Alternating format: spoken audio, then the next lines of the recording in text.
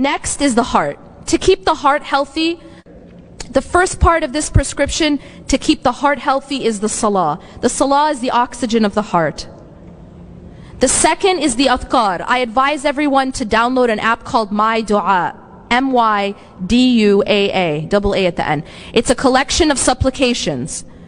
And the shaykh touched upon some of these supplications in his talk. Morning supplications, evening supplications, supplications before you sleep. Every kind of supplication. But at least do your morning, evening, and before you sleep. It's all in the app.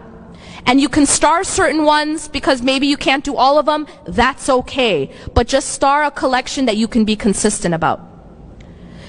Third part to the health of the heart is the Quran. Stay connected to the Quran and to the seerah and the sunnah of the Prophet ﷺ. Now the body. And I'm going to end with that.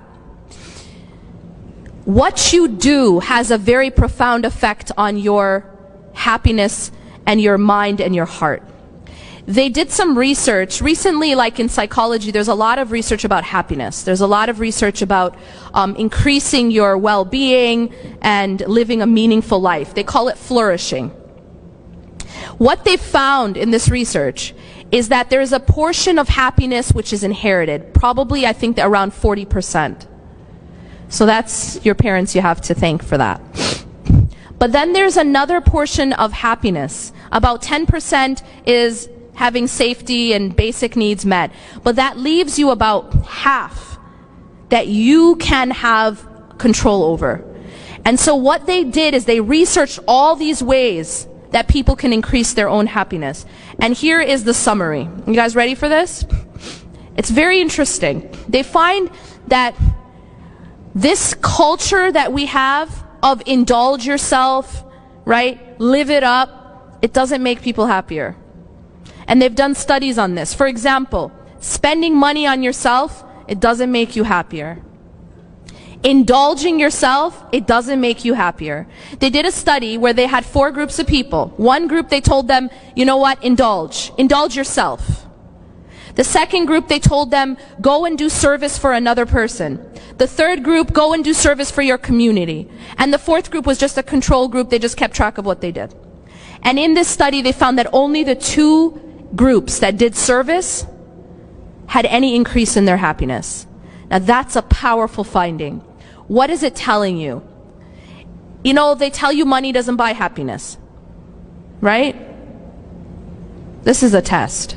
It's actually not true. Money does buy happiness, and it's been shown in studies.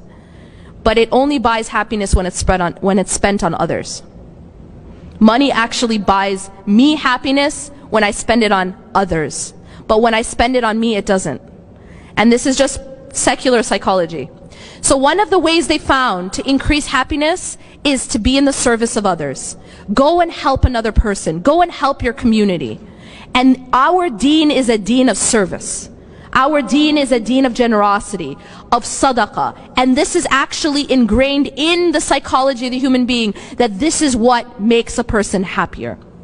Lastly, they found that one of the most effective ways to increase happiness is the regular practice of gratitude. That just keeping a gratitude journal, for example, writing down on your phone 3 to 5 things every day that you're grateful for. It's been shown to have a very, very profound effect, even in treating symptoms of depression. أقول قولي هذا واستغفر الله لي ولكم إنه غفور رحيم سبحانك الله بحمدك أشهد أن لا إله إلا أنت